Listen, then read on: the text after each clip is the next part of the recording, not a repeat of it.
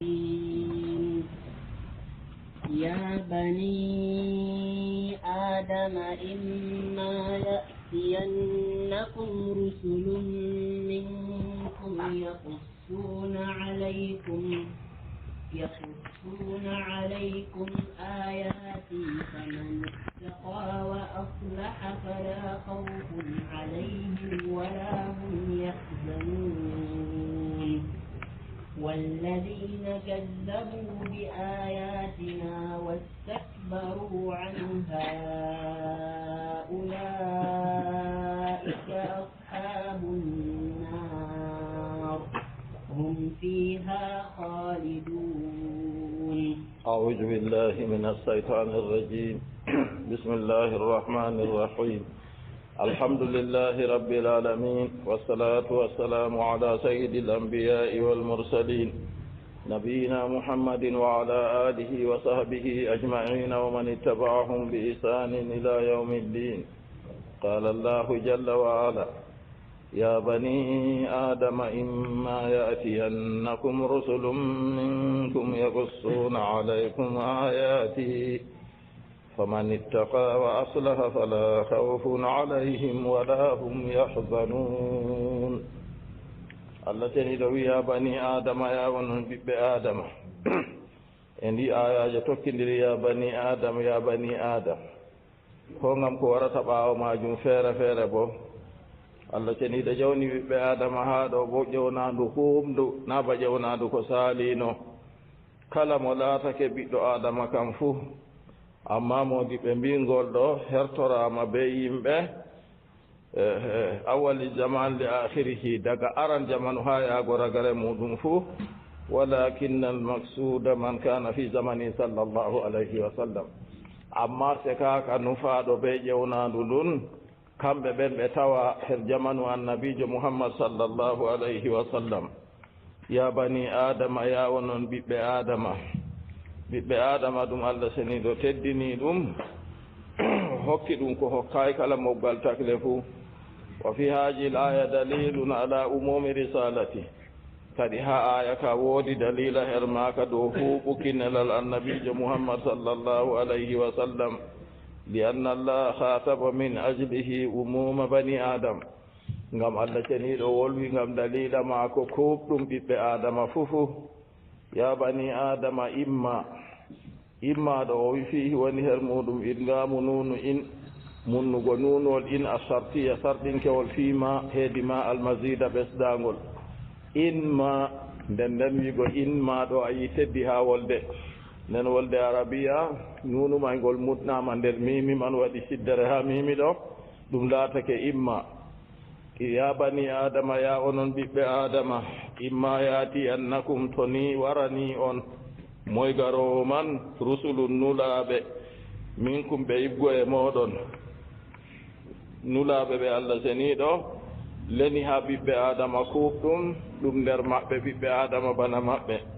allah seniɗo lena malaikajo waddana nelaɗo man habaru nden nelaɗo man kanko bo o yecca ɓiɓɓe adama bandiraɓe maako kadi.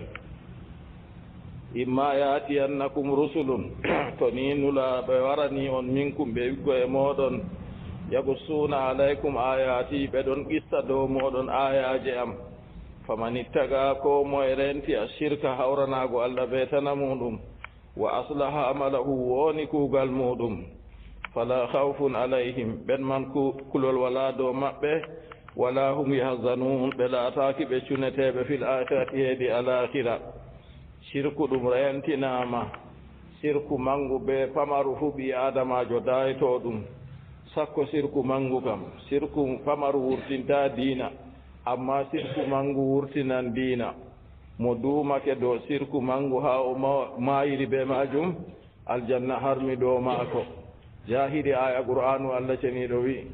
innahu man yusrik billahi faqad harrama allahu alayhi aljannata wa mawahu nnar. ko woni fi ko moye hawrani allah betana muɗum haqiqa allah harmini aljanna dow maako moɓorde maako woni yiite. sirku ɗum ɗon ha kuuɗe ɗuɗɗe masin. sirku on woni kuugal ngal allah ceniɗo umri yimɓe rewramo ɓe majum to nini goɗɗo huwani ko luuti Allah yaake nden waɗi sirku to nini o wi oɗo juula ɗo wayne on oɗo juulana o ɓamti juuɗe maako o weeɗi o toran wayne on o tori o wonda be muɗum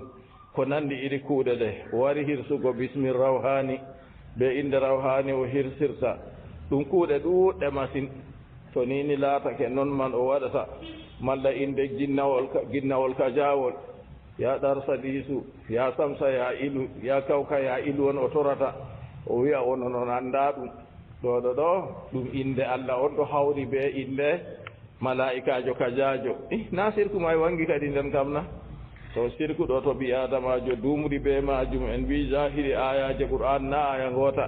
on man o duumotoɗo nder yite tan inna allaha la yakfiru an yushraka bihi wa yakfiru ma duna dhalika liman yasha Allah yafata hawraneki mo amma oɗo yafana ko woni ga en bolwa ɗum ɗo kam o mum yafango ɗum mo waɗa shirku geddal no yetti fuu Allah ceniɗo wi'en to yiɗi yafago goɗɗo man o yaafoto ɗum to yiɗa yaafago ɗum bo o yangitan ɗum de fodde geddal muɗum ɓaawo man to timmi kadi adilaku Allah naadamo aljanna be kuuɗe maako boɗɗe ɗe o huwino bo amma mo mari shirku kam shirkul akbar kam yaman kuuɗe boɗɗe fuu timma o latto kanko man ɗo yande dargal wala kuugal bongal yaake man kadi o torrake ɗum Allah ceniɗo wi to nulaɗo warani on mo iggo e moɗon bandirawo moɗon ɓi adamajo bana moɗon onon ɓiɓɓe adama to nden to o wari gooɗo yecca on ayaji am ko moye renti shirku acci shirku daayi hawranayi Allah ɓe tana muɗum shirku ɗum ɗume wal mana la ada aslam to nini o duncitake shirku go o daayake ɗum to mo waɗi banni kam yaake nden kulol wala dow maako kulol ngolewol ngol wala dow maako ɗo kulol ngol laatoto yimɓe hulata ñalawmaare darngal amma na bana gaajoɓe feere mbi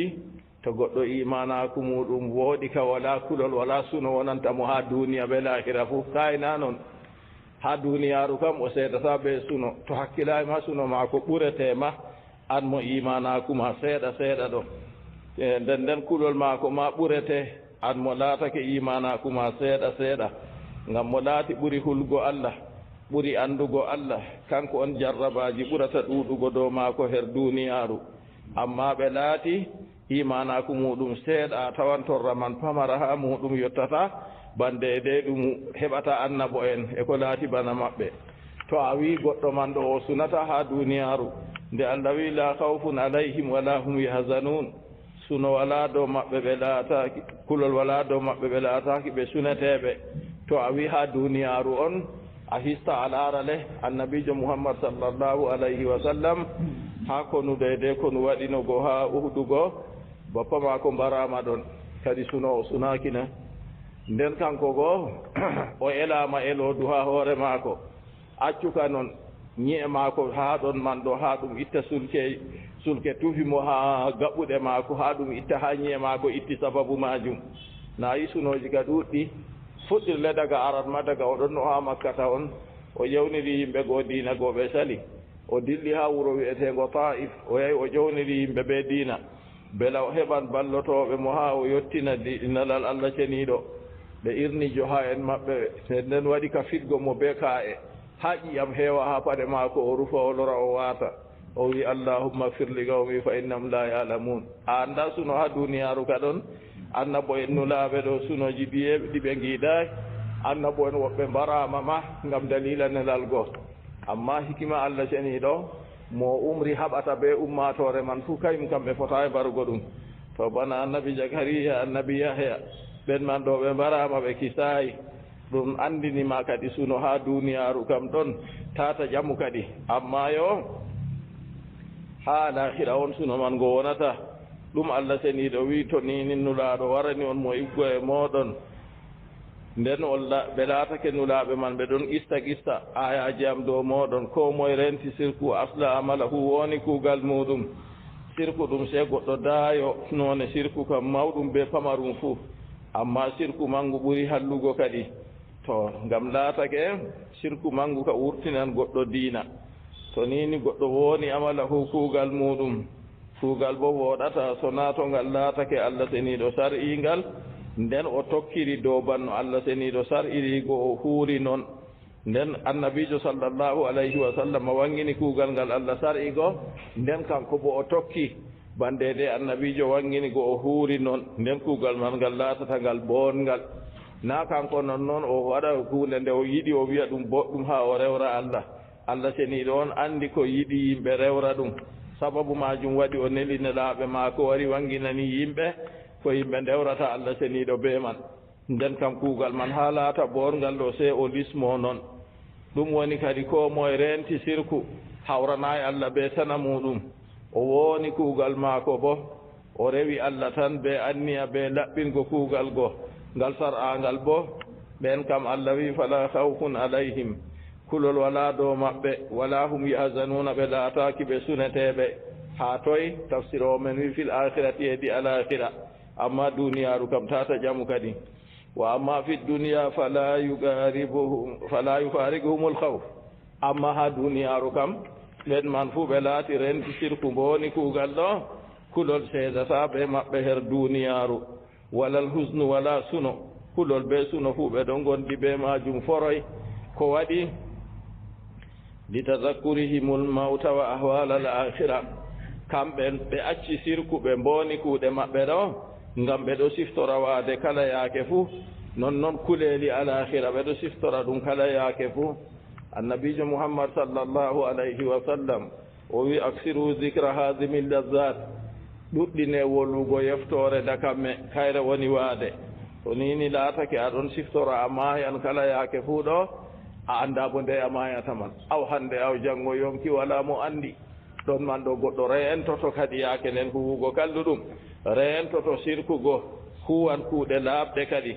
kanjum waɗi haa duuniyaaru kam ɓe seedata ɓe sunooji ɓe kulol fuu ngam siftorki maɓɓe maayde siftorki bo kuleeli alakhira nden goɗɗo hiisa laara kay mboranmiɗaaki haa kuugal muɗum ko hatta mo hulugo kadi sona to imanaku famɗirimo walaw ja'athumul busra min Allah ko seenore warani ɓe daga Allah fuu Allah seeniri mumini en ɓe aljanna kadi oɗo tabbitini imanaku maako man wooɗina fa husnu daabu salihina fi dunia liziyadati darajatihim suno ɗum laatake de no woni ha al'aada yimɓe laaɓɓe ha duniyaaru ngam ɓesduki darajaji maɓɓe Allah seniɗo ukkinan kuuje goɗɗe feere ɗe hulnata ɓe Allah waɗan kuuje goɗɗe feere ɗe ɓe sunorto be muɗum ha Allah seniɗo ɓesdina ɓe daraja derɗirawo julɗo to nini a yi woodi ko fe'anima ha duniyaaru ndu ha hunde nde a yiɗa nde fottantama siftorule dede al imanu bil gadari nuɗɗingo hoddirore goo a muña a heɓa daraja ma ɓesdoro be majum nani on jaam hakkilo kam waɗata amma to tagu sunani ɗum tagu tikki kana masibo waɗi nasalullah salamata wal afiya kulol wala dow maɓɓe ɗo fil akhirati edi alakhira Allah ceniɗo wi walladina kazzabu bi ayatina wastakbaru na yiɓe a ton ma kam ɓe rentake sirku ɓe mboni kuuɗe maɓɓe Allah wi kulol wala dow maɓɓe ha alakhira walladina kazzabu ɓen pewnuɓe bi ayatina ayaji amin wastakbaru ɓe mawniti takabbaru ɓe mawniti an ha ɓe accini ɗe nder mawnitare maɓɓe man falam yuminu biha ɓe nuɗɗinayi ɗe ayaji man ɓe gonɗinayi ko nulaɓe goo waddi dey na imma yaati annakum rusulun minni goo nulaɓe goo ko ɓe gaddi goo ɓen bo mawnitake jonta kam pewni ayaje goo ɓe acci tokkugo ɗe falam yuminu biha ɓe nuɗɗinayi ɗe Allah wi ulaika ashabun nari ndaɓe aton ma woni yimɓe hiite hum fiha khalidun hamɓe ɓe ɓe duumotoɓe nder maage ni Allah seniɗo tindini en mawnitiɓe accini ayaji Allah seniɗo kadi ɗo jaam hakkilo rentoto kadi ɓe fewnugo ayaji Allah rentoto jotta kam yaake seyo maako ɓe suno maako fuu o lismo tokkago umroje Allah o siftora bo dedey masiboji ko yanimo ɗo ɗum moƴƴere Allah seniɗo waɗanimo o anda kanko ha Allah seniɗo ɓesdinamo daraja maako be majum to ni o yardi o nuɗɗini ɗum to o nuɗɗinay bo nasalullah salamata wal afiya faman aslamu mimman iftara ala llahi kadiba فمن أظلم ممن افترى على الله كذبا أو كذب بآياته أولئك ينالهم نصيبهم من الكتاب حتى إذا جاءتهم رسلنا يتوفونهم قالوا أين ما كنتم تدعون من دون الله قالوا ضلوا عنا وشهدوا على أنفسهم أنهم كانوا كافرين قال ادخلوا في قد خلت من قبلكم من الجن والإنس في النار كلما دخلت أمة لعنت أختها حتى إذا اداركوا فيها جميعا قالت أخراهم لأولاهم ربنا هؤلاء أضلونا فآتهم عذابا ضعفا من النار قال لكل ضعف ولكن لا تعلمون قال الله جل وعلا فمن أظلم ممن افترى على الله كذبا فمن أظلم موي تونيانغي ممن افترى دين تاون كسد على الله دو الله كذبا فوره بالنسبة السريك بيلين تناغو الله سني دو كوتي والولد إليه بيدو هيدي ماكو تفسيروي ما فمن أظلم دو إلى أحد ولا غوتو فو بري أون كتونيانغي mo wini Allah woodi kawtirirawo ko malla Allah woodi ɓiɗɗo kam Allah o dañaka wala nandu woɓɓe fewi ɓeetake way mbi Isa ka ɓi Allah seniɗo wala kawtirirawo Allah seniɗo wala haaje wallego ha hunde ko ndeye ngam marɗo haaje ballal on ɗaɓɓititta kawtirirawo laamiɓe duniyaru ɗo mari haaje surakawu kawtiriraɓe en ɓe wi saraki en maako sona noon kuugal maako woɗata Allah seniɗo ka wala haaje noon Allah seniɗo ɓuri noon moy ɓuri toñange kadi ɗininta on kasuɗo fewre dow Allah be lencitago kawtidirawo Allah walla bo be lencitanago Allah ɓiɗɗo wala goto fu mo ɓuri mo toñange ɗum laatake kanjum man noy wal mana la ahada aslamu mimman iftara ala llahi kadiba ko woni mana man wala goto fu mo ɓuri fewre dininta on ɓuri toñange dininta on kasuɗo fewre dow Allah bisababi nisbati sariki lillahi be sababu lencitaki kawtidirawo heedi Allah ka kuffari makkata haysu ashraku ma allahi l asnama ba heeferɓe makka nde ɓe hawrani Allah labbi ko annabijo sallllahu alayhi wa sallam wara omtano makka nde nini o jaalake makka o omti ɗum ha suudu kaaba tan nder maaru labbi 350 o tawi ɗo ɓili ɗon ɗum fuu majum ɓe kawtani Allah on o wima ba heeferɓe makka nokkuɓe hawrani Allah labbi wannasara wal yahud non nasara ɓe yahuda en bo haysu nasabu lahul walada nokkuɓe lencitanimo ɓiɗɗo o galati nasara en mbi masihu ibnullahi masihu ɗo annabi isa ɗum mbi Allah o galati l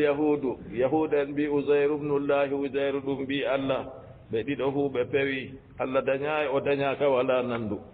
Allah ceniɗo takɗo asamanji e lesdi ko woni nder maaji ko woni hakkunde maaji ko watta ɓiɗɗo kadi na se tampuɗo kay mon ɗaɓɓititta ɓiɗɗo kam haaje muɗum ngam wallita ɗum Allah ceniɗo kanko woni jaaliɗo mo jaalatake sembiɗɗo mo ɗaɓɓititta ballal ha hunde ko ndeyere wala mo ɓuri toñange kam dininta on ni mo kasi fewre dow Allah ceniɗo o lenciti way Allah woodi kawtidirawo ko malla bo o wi wayyo Allah woodi ɓiɗɗo Allah faalaka her majum malla bo on mo fewni ayaji Allah fewnugo ayaji Allah ɗo kayum bona ɗum hunde mawnde aw kazzaba bi ayati malla o fewni ayaji Allah alqur'anu to wa illam yunsibi sarika lahu ko o lencitanaki Allah ɓiɗɗo bo amma o fewni ayaji Allah on fu wala mo ɓuri mo mawnugo toñange kadi li annahu la yaljamu min at-takdhibi bil ayati nisbatu sariki lahu ngam fewnugo ayaji Allah ɗo ɗum wi'atake to o fewni ayaji ɗo o lencitani Allah kawtidirawo wa amma nisbatu sariki fa yaljamu ma at-takdhibu bil ayati fewnugo ayaji ɗo ɗum leɓat bo hawtade be majum wona jottaka o lencitani Allah jottaka kawtidirawo hawtade be fewnuki ayaje man nde o fewni ayaje go accide oɗo rewatana Allah seniɗo na kanjum woni kadi o hawrani Allah betana muɗum to ɗon man ɗo wala mo ɓuri mo fewre kadi wala mo ɓuri mawnugo toñange ɗininta mo fewni Allah be lencitirgo mo ɓiɗɗo malla bo fewni ayaje maako ayaje ɗe alqur'an ayaje qur'an ulaika yanaluhum nasibuhum min alkitabi ulaika ɓe aton ma fewnuɓe mawninɓe fewre ɓe lencitanago Allah kawtidirawo malla bo ɓe lencitanago Allah ɓiɗɗo malla bo ɓe fewnugo ayaje Allah malla bo ɓe fewnago ayaji Allah jaɓamo ɗon ɗo wala mo ɓurata ɓe modi bon jaɓamo wala mo ɓuri ɓeeɗo kadi mawnugo fewre kadi wala mo ɓuri ɓeeɗo toñange wo gayri dalika e tana bolwa ɗum ɗo alara kadi aw kadaba bi ayati l qur'ani ulaika yanaluhum nasibuhum ɓe a toon ma hewtotoɓe yusibuhum wapanɓe nasibuhum geɗal maɓɓe kanjum woni hazzuhum geɗal maɓɓe min alkitabi go e deftere mimma kataba lahum mimma kutiba lahum fi llawhil mahfusi ɗum ko ɓe mbindana heedi alluhawal denangal min arrisqi ibgo e risque wal ajali e ajal o gayri dalika e tana bolwa ɗum ɗo kanjum ɗo ɗum lutata dede ko Allah ceniɗo waɗi tabitini ha lawhil mahfus ɗo wala mo ɓuri toñago ɗo o sappori be majum ila anna l istifhama al inkari bimana nafi ha yankirgi ɗo ɗum mana riwuki on to kanjum kadi wala mo ɓuri mo toñange kam toñande ma ko mawnude ande ma ko mawde be lencitanago Allah kawtidirawo ko woni mana wala goto fuu mo ɓurata oɗo toñange kam nokkure nde toñange mako ande laatake nde mawni banniɗo nde Allah wi ulaika yanaluhum nasibuhum ɓe a toon ma geɗal maɓɓe hewtanɓe min alkitabi ha deftere ɗum man ɗo mimma kutiba lahum ko ɓe mbindana ko Allah seniɗo windi daga ha deftere lawhil mahfus min arrisqi ibgo e risqu ko Allah seniɗo windi kanjum man ɗo heɓanɗo ala hasabihi min sa'atin wa diqin dow fodde no Allah seniɗo windirino ɗum ha deftere feesare be ɓilla a tawa goɗɗo feere Allah jaynita ɗum mara jawdi ha annana ɓe wiyama firig ɗo pat bana wayne wala to nden man ɗo na ayi Allah seniɗo feesinani on goɗɗo feere bo Allah ɓillana ɗum talakaku ha an be hoore mama to a yi ɗum to woodi en ɗamel ha ɓernde ma a yurminan ɗum a yiɗon man fuu na ɗi ɗiɗi fuu ɗi ɗon tabitina ɗi fuu maji ɗi bindaɗi daga lawhil mahfus wa kawnihi min halalin aw haramin e laatugo risku maako ñamdu maako daga dagi ɗum ko malla haram arti windama Allah ceniɗo andi yaake maako no wata kanjum waɗi Allah hoddiranimo noon ñamdu maako ko halal ko ɗum haram o faanaka ko Allah seniɗo hoddiranimo ɗo doole ɗum waɗan noon man wal ajali noon ajal bo fahin ay min gasrin aw min tulin rammiɗitki gurdam maako malla bo juutuki goɗɗo feere daga nder reeduɗaɗa muɗum mayata wurta mayɗo goɗɗo feere wakkati dañeego goo to o dañama o maaya yaake man goɗɗo feere ɓaawo dañeego goo ñalde seeɗa ko asawere waɗay maaya goɗɗo feere ɓura asawere goɗɗo feere seeto sukɗi goɗɗo feere yaake yimɓe ɗo mari haaje muɗum goo nder kaaku nder laamu e jawdi nda nder kaaku nda laamu nda jawdi yimɓe fuu ɗo mari haaje muɗum maaya goɗɗo bo seeto naywi tampi ha warta yaago fu wawata jontani keñani mi ƴami habar noye habaru wayne ɓe wi hande kam se dasi o dasa o wara ha veranda noon o lorto amma ɓuri noon ka o wawata ayi ɗum majum ɗum fuu majum dede ha rammiɗitki gurdam ko malla juutuki gurdam Allah seniɗo arti ɗum windi Allah seniɗo arti windi ɗum ha lawhil mahfuju ɗum ɗo tabiti kanjum man ɗo ɓe kewtoto ɗum o gayri dalika e tana bolwa ɗum ɗo kal amali bana kuugal huugo kuuɗe boɗɗe malla huugo kuuɗe kalluɗe goɗɗo feere a tawa ɗum ɗowtaniɗo Allah ceniɗo wakkere a numi fuu an ɓe hoorema to a ɓaɗi bange maako ka andi on potata fakkat wala sago goɗɗo bo geddo Allah no fanti fuu an ɓe hoorema yelatama yiigo iri maako ɗum fuu ɗum arti ɗum tabiti dey wa kama anna dhalika maktubun fi lawhil mahfuz ban bolwa ɗum ɗo ɗum laatake ɗum binda ɗum ha alluhawal denangal maktubun fi sahaifil malaika maktubun fi suhufil malaika ɗum binda ɗum ha defte malaika en bo wa huwa fi badni ummihi daga oɗon nder reedu inna maako hadisol abdoullahi ibnu mas'ud as-sadiqul masduq radiyallahu anhu o wi annabijo sallllahu alayhi wa sallam as-sadiqul masduq gonɗuɗo gonɗinaɗo yewti min ha nder ko o yewti man ɗo o wi ɓi adamajo tagadi muɗum ɗo tage deydey o jooɗa ha nder reedude adamako o toɓɓere mani balɗe 40 daga ɓaawo ɗon waylita warta he ereji jam balɗe 40 daga ɓaawo ɗon Allah waylata ɗum dey waylita ɗum wartira tayre husre balɗe 40 nden to timmi balɗe 40 nde tati ñalde 120 timmi lebbi 4 waɗi jonta kam yaake man kadi Allah seniɗo lena malaika joora fuu fana mo yonki umre be windugo kuuje 4 be ajal maako ñamdu maako to laati o gaɓɗo malla o gaɓtaro pat ɗum windama naayi kanjum bana jawmu ha siya wi maktubun fi suhufil malaika binda ɗum ha defte malaika en wa huwa fi badni ummihi oɗon nder reedu inna maako fatahsulu nden gasoto kadi annama gusima lahu fil hayati dunya la yugayiruhu kufrun ɗum ko Allah seniɗo windanimo kañum man ɗo ko Allah sendanimo ha ngendam duniyaru ɗo keferaku ma ko waylata ɗum wala islamun wala silmuki to Allah windanimo kanko ɗo o laatan o jaynitiɗo o laatan o muminijo o laatan o ɗowtaniɗo Allah o jayniti be o talkidi fuu ɗum torotamo non man ɗo wonan to o laatan kanko ɗo o kefeero ɗon bo geddo Allah deydey no woni fuu o jayniti o talkidi fuu sañjata kañum man ɗo ɗo non o wonata ha ɗo ni mi tammiteema goɗɗo feere numan na keña a wino destin sañjatna e nden kam noy waɗi ha ɗo kam na sañjata kay sañjat man sañjata bana noy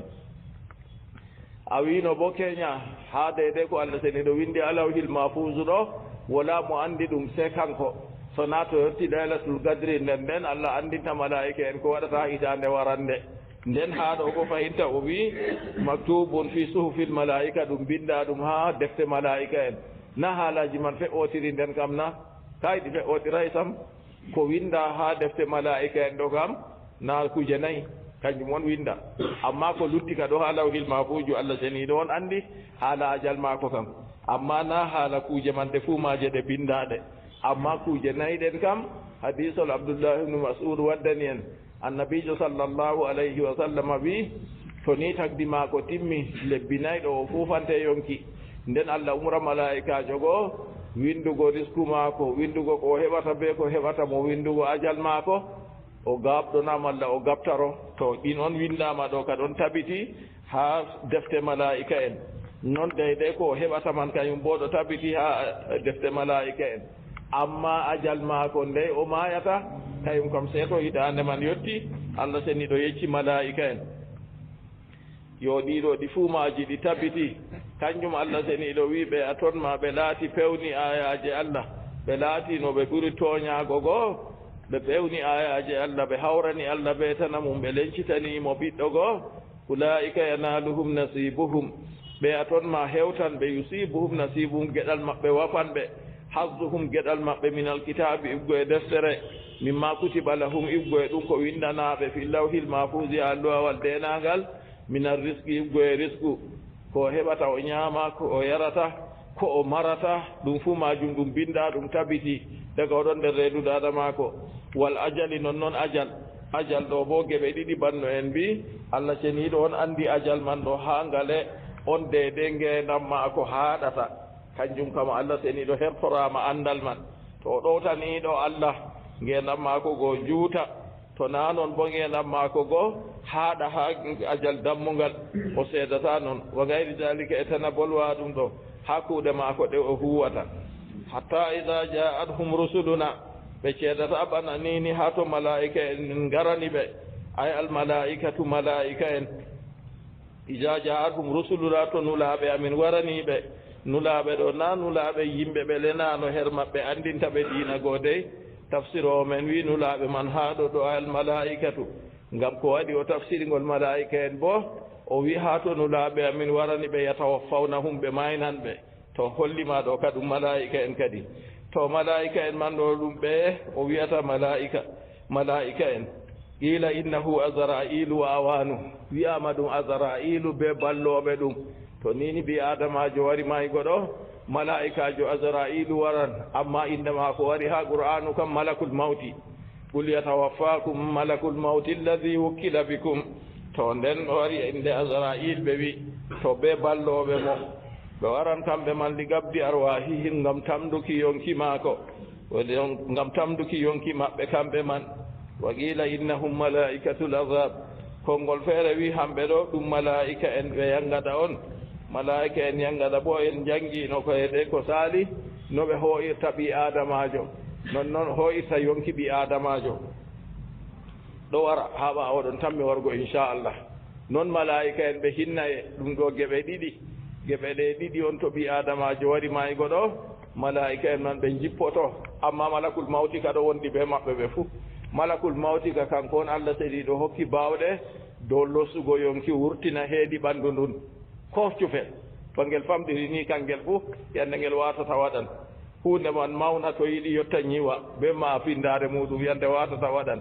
hunde man wooɗa mara hakkilo to yiɗi ɓi adamajo annabojo yande mayata ɗo waran to allah ceniɗo wi banni man ɓe seedayi ɓe ɗon kuwa dow bannini hatta ida ja'athum rusuluna ha to nulaaɓe amin waraniɓe ay almalaikatu malaika en yatawaffawnahum ɓe maynanɓe kadi yaake to ajal goo yetti na fakat se to ajal maɓɓe goo yetti to yaake ajal goo yetti kam nulaaɓe amin goo waran yaake nden ɓe mayna ɓe mayni ɓe goo yaake man to malaika en goo yetti mayni ɓe ga alulahum tabkitan malaika en goo to yetti ha mayna ɓe malaika en goo mbiya ɓe tabkitan dow ɓakore dow felore noon de felore man allah felata ɓe malaika en man felata ɓe be ñiddingo kuuɗe maɓɓe ngam ɓe laatino noy ɓe laatino na ɓe lencitani allah kawtiɗira o ɓe wi allah woodi ɓiɗɗo ɓe pewni ayaje allah nden malaika en ngari jotta ka maynan ɓe malaika en goo mbiya ɓe ayna ma kuntum tad'un toye ɓe on laati on ndewanno goo kadi ɓe on kawɗino ɓe allah on ɗo ndewa goo taabuduna ɓe ndewoton min dunillahi tana allah toye ɓen man ɓe jaaɓoto ɓe hoore maɓɓe gaalu dallu anna ɓe mbiya ɓen man ɓe mbirnake ɓe acci min minin kam min ɗon no tammano min ndewi ɓe ɗo hadde min ngaratno ɓe gida min kadi kamɓe man ɓe mbirnake ɓe acci min giyayi ɓe to har ɗon kadi andinima fakat ɓe hilliti kamɓe fuu jotta kam bone on tiiti ɓe kadi malaika en nde ƴami ɓe aynama tad'una min dunillah to ɓe on ndewanno tana allah ɓe al aliha labbi allati kuntum ta'budunaha fi dunya ɗi on laatake on ɗum no ndewa ɗum ha duniyaru nden to on ƴamama bo ɓe on mbiyanoyo ma na'buduhum illa liyuqarribuna ila llahi zulfa minin kam min ndewayi ɗi koye ngal ɗi ɓaddina min heedi allah seniɗo ɓadagal to yaake nden to nini ɓe ƴamama bannigo toye labbi toye allati kuntum ta'budunaha toye labbi ɗi on laati on ɗum no ndewa go fi dunya her duniyaru go fatanfa'ukumul ana nden fatamna'ukumul ana min al azabi toye deweteɓe mon go ɓe ngarale kadi jonta ka ɓe kaɗa on yangata kadi ɓe hawrani allah ɓe lencitani allah ɓiɗɗo ɓe pewni ayaji allah na andi ɓen kam kisnam waɗanaɓe ɗon malaika en felata ɓe jotta ka ɓe on ndewanno go toye ɓe ngarale kadi ɓe kisna on yangada ɓe andi kamɓe fuu yaake nden ɓe kisata ɗum kadi gaaluɓe wi dallu anna ɓe majji ɓe acci min ngaabu ɓe mbirni anna ɓe accini min falam narahum min gi'ayi ɓe haala ha duniyaru kana ɓe ɗon no rewa labbi maɓɓe go to jotta ka min gi'ayi ɓe nden yaake ɓe mbi noon man ɗo ma siddati ihtiyajina ilayhim fi hajal wakti hawtade ɓe saatugo bukaki amin her maɓɓe ha wakkati ki jonta kana ɓe ɗon no ndewa ɓe ngam ha ɓe seetanoɓe ɓe hisna ɓe na wakkati seeta goo waɗi jonta kamɓe ɓe ndewan no way ha hisna ɓe goo majjiri ɓe yaake nden wa sahidu ala anfusihim allah ceniɗo wi ɓe seedake dow nafsuji maɓɓe indal mawti yaake maygo annahum kanu kafirin ɓe seedake be hoore maɓɓe kamɓe ɓe ni ɓe laatake fakat ɓe heeferɓe to dalila jotta kamɓe ɓe ndewanno goo ma ɓe yi majji ɓe wino way kawtidiraɓe Allah go to wa sahidu ala anfusihim annahum kanu kafirina ɗo ɗum haala gorka feere on fuɗɗiti ngam haala bolwete ka arande kam ɓen goo kam de malaika en maayde wari jotta ka ha mayna ɓe na ƴami ɓe toyɓe on ndewanno ko luuti Allah go ɓe wi ɓe majji ɓe acci min haala timmi ha ɗo nden Allah wi wa sahidu ala anfusihim annahum kanu kafirin ɗo ɗum bolle puɗɗitaɗe Allah ɓangiɗo ɗo yecca en yaake maɓɓe kadi kamɓe man ɗo ɓe qirri ɓe tabbitini ɗo nafsuji maɓɓe ɓe keferaku to nden wala ta'aruda bayna hadha wa bayna qawlihi wallahi rabbina ma kunna mushrikin ha nokkure ɓe mbiyata to ɓe ƴamamano haala ko ɓe hawrananno Allah ceniɗo ɓe kunoto ɓe mbiya min hunori Allah jawmirawo amin min laataki min sirkuɓe min laataki min ɗon no kawrana Allah haa ɗo bo ɓe qirri be hoore maɓɓe ɓe wiɓe min kawrananno Allah be muɗum man majji o wi haala man ka noy wiyete haala man ka sendiray sam ta wiya ɗum luutotiri li annal mawaqifal qiyama muhtalifa ngam darorɗe darngal ɗo luuruɗe yaake feere kam ɓe mbiyan wallahi rabbina ma kunna mushrikin to haa ɗo bo ɓe qirri fakat ɓe ɗon no hawrana Allah amma ɓen ɓe hawrananno Allah goo ɓen man majji acci jonta kam ɓe ngi'ataɓe ɗum ɓe tabbitini dow hoore maɓɓe kadi innahum kanu kafirin kamɓe ɓe laatake ɓe hufriɓe ɓe mbuli moƴƴere Allah seniɗo ɓe ndewawi ɗum ɓe ndewitana Allah kisdam wooda yimɓeji tokkitanan ɓe suunoji goɗɗi tokkitanan ɓe yimɓe saafiji yaha jotta kam way to o waɗini kaja o heɓan kaja to o waɗini kaja o heɓan kaja ko o waɗi o heɓi hunde man ragare man noy to nini laatake ha alahira o hisata ɗo na ndikka to talakaku maako nden o hisi alahira sakko ma yaake feere o waɗa o heɓata hunde man nden fahinta o wara o mahayra talakaku ɓe keferaku nasalullah salamata wa lafiya qala taala lahum yawma alqiyamati Allah ɓangiɗo wiyan ɓe ñalomare darngal nde ni ndano ɓe mayri udkhulu fi umamin qad khalat min qablikum udkhulu naste fi jumlati nder mofgal umamin ummatore qad khalat min qablikum ferwinde daga yeeso moɗon Allah wiyan li haula'i alladhina iftaraw ala allahi alkadiba ɓeya kasunoɓe fewre dow Allah nden ɓe lencitini Allah kawtidirawo ɓe ɓiɗɗo wa kadzabu bi ayati ɓe pewni ayaji Allah seniɗo wiya ɓe naste fi umamin nder mofgal ummatore udkhulu musahibina li umamin naste on jaadanɓe ɓe ummatore wonde ummatore man nde to kayre man fuu nde wayi bana maɓɓe li annahum inda duhuli lam yakunu musahibina lil umam yaake ha ɓe nastata yangada man ɗo ɓe wondayno ɓe ummatore wi'ande nde na yi ummatoje goɗɗe feere artino nden na o wiyen aya bo wolwanama jonta kam ha tawaɓe ha jaman annabijo Muhammad sallllahu alayhi wa sallam ummatoje artunoɗe go bana nasara en mbino ɓe lencitani Allah ɓiɗɗo ɓe wi masihubnullah bana yahuda en mbino ɓe lencitani Allah ɓiɗɗo ɓe wi usairubnullah ummatoje go nayi artunoɗe nden kamɓe bo jonta ɓeɗo bo warɓe ɓawo bo wari fewni jotta kam to ɓe nastan yangada goo ɓe nastu en yiite goo Allah seniɗo umri ɓe naste fi umamin nder ummatoje gad halat haqiqa perwunoɗe min qablikum daga yeeso moɗon to ɗo gad halat ɗo ɗum tindinore arandere ha ummatoje goo ase ummatoje man ɗe artiɓe nden min qablikum ɗo bo ɗum tindinore ɗiɗabre fahin ummatore man ndeyere minal jinni wal insi ɗo bo tindinore tatabre fahin jinnaji be yimɓe artunoɓe Allah ceniɗo tagi banul janni resi ha lesdi ndi aran daga yeeso tagaki annabi adama alayhi salatu wassalam ɓe kuwi gedde ɓe mbarotiri Allah waɗi malaika en meeɗiɓe woɓɓe hooti ha corɓe woɓɓe mbarama nden Allah seniɗo leni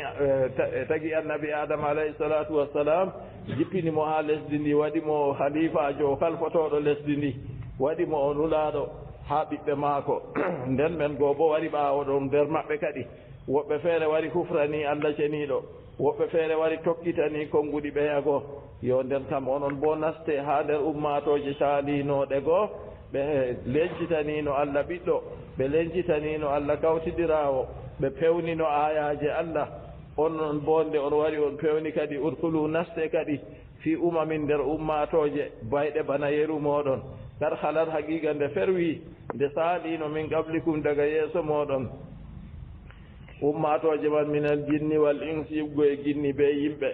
Allah seniɗo tagi aljanna be yiite Allah seniɗo waɗi aljanna ɗo nokkure nde yimɓe saalihi en ɗowtaniɓe mo duumoto nder maaka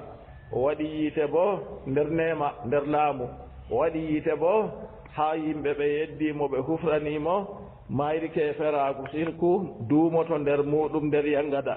yimɓe man ginnaji be ɓiɓɓe adama kañum bo o tagani ɗum amma ko luuti ɓiɓɓe adama ɓe ginnaji to yande dargal waɗi kiita Allah seniɗo waɗi Allah seniɗo hiiti kiita muɗum timmi kañum may fu ɗum waati tan to ni woodi ko ɗum toñotirino kam Allah seniɗo ren en be toñotirgo to goɗɗo tooñima bo yaafa ɗum a laata nder tedduɓe kadi nder keɓanɓe mbarjaari tilimdi kanjum on ɓurata nafugo ɓi adamajo e ɗi o wayne waɗi am ni ka ja mi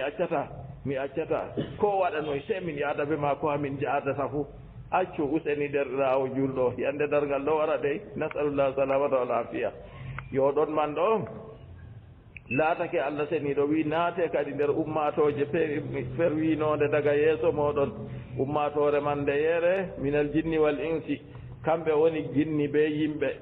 ginnaji be yimɓe ɗo kamɓe woni nastoɓe aljanna malla bo nastoɓe yiite ko moye fuu deede kuugal muɗum no wayi mo laati muminijo nder ginnaji ko yimɓe ɓiɓɓe adama nastoɓe aljanna mo laati bo kayum bo kefeero sirkaniɗo Allah nder ginnaji ko ɓiɓɓe adama kayum bo nastowo yiite jonta kam en ɗo gondi ɓe tooñiɓe ɓe hawraniɓe Allah ɓe tana mum lencitaniɓe Allah ɓiɗɗo nden fewni ayaji Allah ha nder ginnaji be ɓiɓɓe adama ɓe umre jotta kam onon man kewte ɓe artino on daga yeeso finnari nder yiite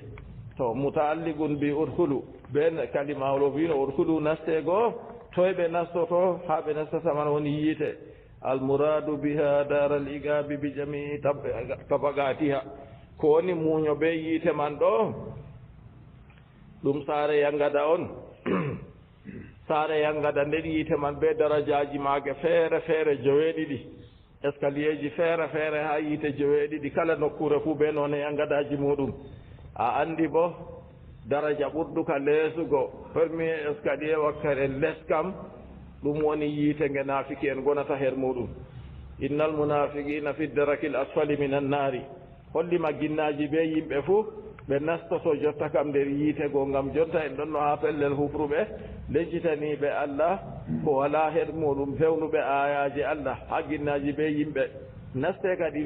fi umamin nder ummatore minal jinni wal insi artinoɓe daga yeeso mon finnaari mutaalligun bi ursulu kullama dakhalat ummatun kala nde ummatore nasti annara yiite fuu to nini ɓe tawi ummatore artunode wonde nder yiite go nastiɓe jonta go la'anat uktaha nde la'ana derɗire allati qabla ha wonde yeeso maare artinode nastugo yiite ko waɗi li dalaliha biha ngam majjirki maɓɓe be dalila yiite go ɓeɗo yiya ko ngam majjirki maɓɓe be dalila artunoɓe go ɓeɗo giya kamɓe on ɓe jagti ɓe tokki to jotta ka la'anat uktaha derɗira ɗo ɗum nde derɗiraɓe maɓɓe ha koɓe ndewatno ha derɗiraɓe maɓɓe ha shirku derɗiraɓe maɓɓe ha lencitanago Allah ɓiɗɗo derɗiraɓe maɓɓe ha fewnugo ayaji Allah to ɓe tawama nder yiite go nayi kamɓe diina maɓɓe goota alkufru millatun wahida keferakuɗo ɗum diina goota allati qabla ha wonnode yeeso maɓɓe atadabbusu bidhalika din ɓe jillidirde ɓe diina goo fannasara tal anu nasara walyahudu tal anu lyahuda walmajusu tal anu lmajus nasara en kamɓe ma to ɓe nastiide goo ɓe la'ana nasara en bandiɓe ngam artiɓe ɗo kamɓe on ɓe tokki nden ɓe majji yahuda en to nasti yiite goo kamɓe ɓe la'ana yahuda en ɓe tawi nder yiite man ngam kamɓe woni artiɓe kamɓe ɓe tokki majusa en la'ano majusa en gonɓe nder yiite goo ngam kamɓe on ɓe tokki nasara ma dewranɗo Allah seniɗo ƴaƴanɗo dow ƴaaƴo muɗum oɗo rewra Allah seniɗo be deftere wiyetende linjila ono ƴaƴata defte man ɗo ɗe fuu maaje ɗe pewaɗe amma deftere woore ɗon nder maaje ɓe wi kayre ka nde sahinde kayre man ɗo nasara yiiɗa wanginta sam se mi yerbina irin Alaji Basiru en ɗo toye mo kam ha kem yerɓanama de deftere moy tawre e linjila moy linjila barnaba se kayre tan woni sahinde ɗon nder kungel ɗo siftinirama hami yerɓine komi yerɓinayma de mi yerɓayna to siftinirama hami yerɓinay ha a laara inɗe annabijo mouhammad sallllahu alayhi wa sallam ko wari toon ha a laara ko allah seniɗo waddi annabi isa ɗo abdoullahi wa rasulu ɓe pewan koɓe mbiyata ɗo ɓe andi dey makko maɓɓe ɗo pat andi ɗum amma ɓe ɗo ñukkini haala man ɗume ngam heɓugo riyasati duniya ko howango duniya allah ren en ɓe yidgo ardugal ɗuɗɗum torrata ɓi adamajo watta ɗum ko watta ɗum fuu tawa nasara man ɗo kamɓe man ɗo rewranɓe allah ɓe deftere linjila dow ƴaaƴo maɓɓe ɓe ɓe bonni nde tawa noon yahuda rewranɗo allah seniɗo ɓe deftere tawreta ɓe hawtade ɓe bonni nde majusa ka walano deftere daga nane ma majusa ɗum ɓe majusa ɗum rewoɓe he ɓe wide ilahum haynisnayni ɓe woodi deweteɓe ɗiɗo ɓe wi deweteɗo mo annora kañum waddanta ɓe hayru deweteɗo mo ñibre bo kañum waddanta ɓe sarru to dewal woni kadi ɓe gaɗi yiite ɓe ɗon no huɓɓa yiite geɓe rewata duuɓi ujunere nge meeɗa ñifugo sey yande annabijo mouhammad sallllahu alayhi wa sallam dañe yande man yiite wal nge ñifi rip duuɓi ujunere ge ɗon no huɓɓe dey ɓe mbi kay fakar woodi ko waɗi ha duniyaru be ɓe kefti o dañama ma e fuu toy kadi ha hande seeday majusa en ɗon accuma nder maɓɓe ɓe ɗo kabdama way se ɓe lorna diina ha majusaku allah jaɓanan ɓe na diina ka allah jeeyi ɗum ka timmata bo sona yande allah seniɗo muuyi haɗɗingo ka taw ɗon man kadi kala yeɓre nastunde fuu laanan derɗire ha diina kadi nasara ma laanan nasara yahuda laanan yahuda majusa laanan majusa wa hadha kullu man iktada bi gayrihi fi dini batil non hakaza non kala mo yaktitanamo ha diina bonni ka fuu wartu nder diina islama bo na geɓe ɗon ɓe lencita ɓe ha yeɓre kadia ɓe lencita ɓe ha yeɓre kadia jotta kam kala mo lenciti ha yeɓre wonde fuu to o nasti nder yiite o tawi wonde ha yeɓre man nde woɗayno kanko bo se o la'ana artiɓe goo fahinta andinima torra waɗi laani ore ɗo ɗum ɗume ɗum torugo allah woɗɗina on man hinna e allah daga nde ɓe nasti nder yiite kana yi hinna e ka woɗɗinama ɓe nastiri bo ɓe sirku ɓe nastiri bo ɓe fewnugo ayaji allah ɗum woni ɓen ka hinna e ka woɗɗinama heed muɗum he ayɓe ko noon hawtade ɓe noon ko moye fuu toranatana muɗum woɗɗinego hinna e allah man ha nder yangada to ɗum man andini en yo ɓi adamajo se ɗaɓɓita anda diina goonga o lismoka nde nini allah ceniɗo wi o haɗayna hunna jiɗay min handake ɓi adama o ɗate ɗiɗi nda laawol hayru nda laawol sarru an on a suftata kadi a tokka bana yiɗi no en mbowi wiigo foroy ha ñamdu wondu ɓe ñamdu ndu woɗay fu to a ñaami a haran kam amma mi tanmi a jaɓata hoygo ñamdu ñiddundu on a ñaama kam to diina ɗo bo se goɗɗo ɗafta diina caahika diina ma ko a huwata fuu ya man yuridu najahahu yawma alhisabi min aljahimi wa mawqidi nnirani idba rasulallahi fi lakwani wal amali la takhruj an alqur'ani wa khuji sahihaini alladaini huma li agdi ddini wal imani wasitatani waj'alhuma hakaman wala tahkum ala ma fihima abadan bi qawli fulani an mo yiɗi hisugo huɓɓirde yiite ñalowmaare darngal tokkanu laaɗo allah konnguɗi maako e kuuɗe maako ta wurtu a acca qur'anure hoosu sahihil bukhari sahihil muslimi waɗu kanje ɗe on a etirta diina ma a foonda kuugal ko a huwata fuu ɗon nder maaje ɗo yaadi be maaje na waɗude kanje ɗo ɗe peesiiɗe hakkal diina makko a yiɗi fuu a tawan ɗon ha maaje foondu ko a rewrata allah ɗo a laara ɗo yaadi be maaje na to woodi hunde wonde feere a waɗata a wara a jooɗa ɗo rewra allah ɗo laaru ha nder maaje ɗon no jamanu annabijo sallllahu alayhi wa sallam banani ɓe ngaɗanno na kuugal maman laaru to a tawi wona nder maaje ni accu ɗum an kam hoosu ko woni ha nder maaje huu waƴalhuma hakaman wala tahkum ala ma fihima abadan bi gawli fulani waɗu sahihil bukhari ɓe sahihil muslimi kanje ngoni kiitooje dow kuugal ma fuu taata hoo'u konngol goɗɗo feere a wara hiitora dow maaje addinu gaala allahu gaala rasuluhu diina kam allah wi nulaaɗo muɗum wi noon a tawata nder defte man kanje ɗe to nden kam to a tokki banni kam a tokkoto dow sunna accu kala geɓe fuu to yiɗi ɓe lencite ha yeɓre ko ndeyere na pewoɓe kamɓe andi donc koɓe bolwata man ɗo winde ɓe tammi ƴamtego ɗum amma to nini laati a waɗa dow goonga nden fayinta ɓe lencitima ha yeɓre wonde yande janngo kisnam wala her majum dey anani ko oɗo fuɗɗirina ya man yuridu najahahu yawma alhisabi min aljahimi wa mawqidi nirani ya an mo yiɗi hisgo horo suye ñalomade dargal ɓe huɓɓirde yiite kanjum on o tokkini ɓe wiigo kadi o tokki ɓe wasugo idba rasulallahi tokken manulaɗo allah en acce haala wayne wi se huujo wayne wi modibbo wayne wi modibbo wayne ɓe se huujo wayne ko wiɗo se yaaɗo ɓe ko woni ha diina to yaaday ɓe ko woni ha diina yaaday ɓe ko woni ha sahih boukhari yaaday ɓe ko woni ha sahih muslimi ɗi adamajo wartiri ɗum diina muɗum fijirde nden kam o hisata her majum nda nder ka o wona nder geɓe goo kadi kullama dakhalat ummatun la'anat uktaha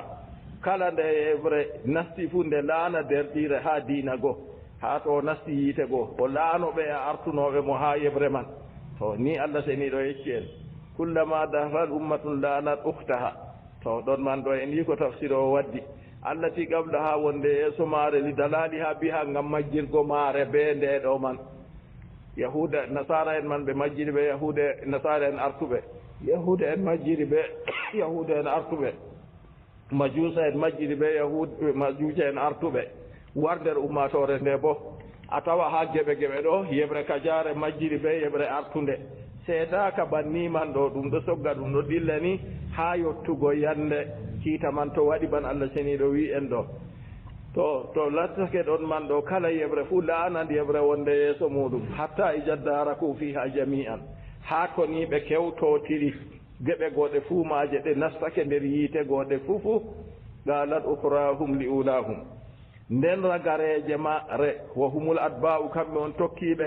ɓe mbiya li ulahum arande en maɓɓe ayli ajillaihim mawɓe maɓɓe wo humul madbu'una kamɓe woni tokkaɓe yeɓre artude goo na kayre woni tokkande yeɓre sakitinde bo na laati tokkinde to yeɓre tokkinde goo wiya artuɓe goo rabbana haula'i bannino hatta ijaddaraku fiha jami'an ha to ɓe kewtotiri ɓe kawti ɓe fuu maɓɓe nder yiite goo nden yeɓre ragarere maɓɓe woni tokkiɓe ɓe mbiya arande en maɓɓe woni tokkaɓe mawɓe maɓɓe ɓe mbiya rabbana haula'i adalluna ɓe mbiya jawmirawo amin nda ɓeeɗo woni ɓe majjini min artunoɓe ɓe tawi nder yiite goo ɓe wiya ɓeeɗo woni ɓe majjini min fa atim azaban difan min annar jawmirawo amin hokkuɓe kamɓe ɗo yangada cowaka iggo e yiite muda'afan sowtaka min annari iggo e yiite kamɓe ka yangada maɓɓe ta famɗa sam hokkuɓe yangada man ka soweni ka ɗuuɗa dow maɓɓe yo ɗo konngol man ɓe wi ɗum amma almutagaddimuna fali dalalihim amma artuɓe kam fali dalalihim ngam majjere maɓɓe wa illaɗim e majjinki maɓɓe ngam kamɓe man ɓe laati ɓe majjuɓe nden ɓe majjinitana maɓɓe nden kam jawmirawo hokkuɓe yangada sowtaka kadi wa amma almutaakhiruna fali kufrihim wa taklidihim amma sakitiɓe kamɓe bo yangada sowama dow maɓɓe ɗo ngam keferaku maɓɓe be tokkaki maɓɓe majjuɓe yeeso maɓɓe a yiɓe fuu maɓɓe yangada goo kam sowama dow maɓɓe ɗum allah seniɗo wi nde ɓe tori ɓe wi allah seniɗo hokku majjinɓe amin artuɓe min kam yangada cowaka iggo e yiite qala taala allah ɓangiɗo wi likullin difun likullin wodani kala goto minkum nder moɗon onon tokkiɓe wa minhum e nder maɓɓe kamɓe tokkaɓe fuu difun yangada kam cowaka azabun muda'afun yangada sowtaka kanjum en wi artuɓe ma ko waɗi yangada maɓɓe sowi ɗo ngam majjere maɓɓe be majjingo tana maɓɓe tokkiɓe bo ko waɗi yangada muɗum sowi ɗo ngam keferaku maɓɓe be tokkaki ɓen man na ɓen may dolayɓe ha tokkugo ɗo kamɓe on ɓe sufti on ɓe tokki ɓen man ngam doolago ɓi adamajo ha nder ɓernde mum ha jaɓa huuɗe ɗo ɓi adamajo fotayi wawata ɗum ɓen man ɗo ɓe doolaki ɓe ha tokkugo ɗum sam ayiyayi yimɓe hijina yimɓe ɗateji goɗɗi feere ɗi mboɗayi ɗo na ɓe wiya ko wayne on wurti wari wi ɓe acca ɗariga may fuu ɓe accatana to na yi hollima kanko on jaɓi tokki nde kanko on jaɓi tokki ɗon nden ka yangada wonanan mo dow majum ta yangada go wonan cowol keferaku be dalila jaɓugo maako go kanjum allah seniɗo wi ko moye fuu woɗani ɗum cowol tokkaɗo be tokkiɗo fuu walakin la yalamuna amma sika ɓe anda bilyai watta'i ma li kulli fariqin la ta'lamuna on anda walakin sika la yalamuna ɓe anda ma li kulli fariqin kala ko wodani ɗum ko wodani kala yeɓre fuu to kala yeɓre fuu ɗo mari yangada muɗum sowtaka ha ɗon to ɗum man ɗo laatake Allah seniɗo ɗo wolwa yaake to ɓe nasti yiite to ɓe kewtotiri kanjum won ɓe laatata dow majum ay bal kafartum ihtiyaran onon man ɗo on hufriri be suɓaago on la anna hamalnakum alal kufri wa akrahnahum alay na min ɗo min eftiri on dow keferaku min dooli on dow maagu de na onon jaɓi li annahu la yumkinu ljabru alal kufri li ta'qulihi bil galbi ngam ɗum heɓataake doolaago ɓi adamajo hemminta doolaago ɓi adamajo ha keferaku ngam keferaku ɗum ha ɓernde woni sayyidina bilal radiyallahu anhu bone wala ko ɓe yarnayi mo nden ɓe waɗi ɓoggol ha dande maako oy ɓikkoyji dasa mo ɗo wancinamo nder wuro bana irin kujeji ɓe dasirta je fijirde goo